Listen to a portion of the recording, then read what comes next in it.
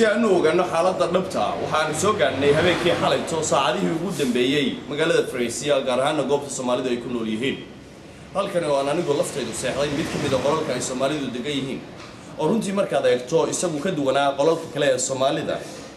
هسه هات كاس أيانا هين إن لو ركروا وحيكسم يهين جودهان ترى يعدد ده الصومالي ده كود دقيقين قررك يدو قاد كنا دقيقين أفر ينتي كبدا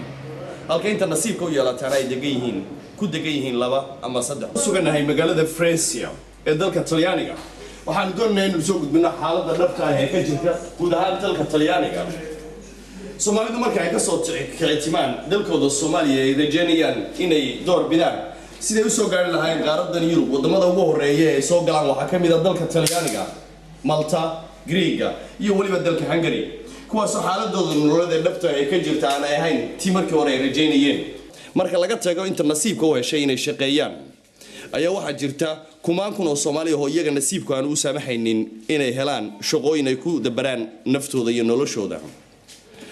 tan laga soo bilaabo 1990kii markii ay dhacday dawladda dhexe ee uu hogaaminayay kacaanku ee dalka Soomaaliya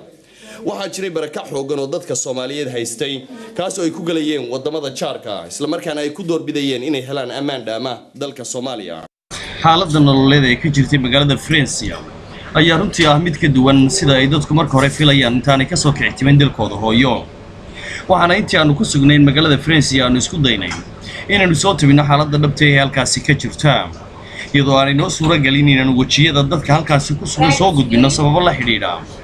iyagoo aan jeclaysanin muuqaalka runta ah ee goobta ay ku sugan yihiin aanu naxdin gelinin waalidkii ay ka soo tageen ee ku sugnaa dalkoodii hooyo kuwaas oo filaya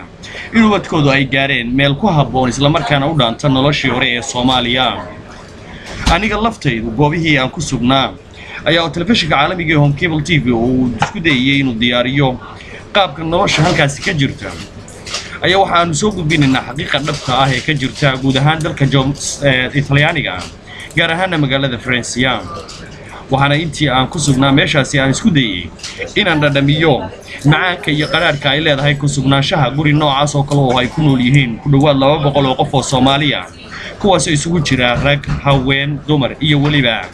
caruurta yar yar oo iyaguna qaarkoodna halkan ku dhasheen qaarkoodna hooyooyinku ay la yimaadeen Mustafa Xaaji Aadan Haarun telefishinka caalamiga ee Home Cable TV Talyaaniga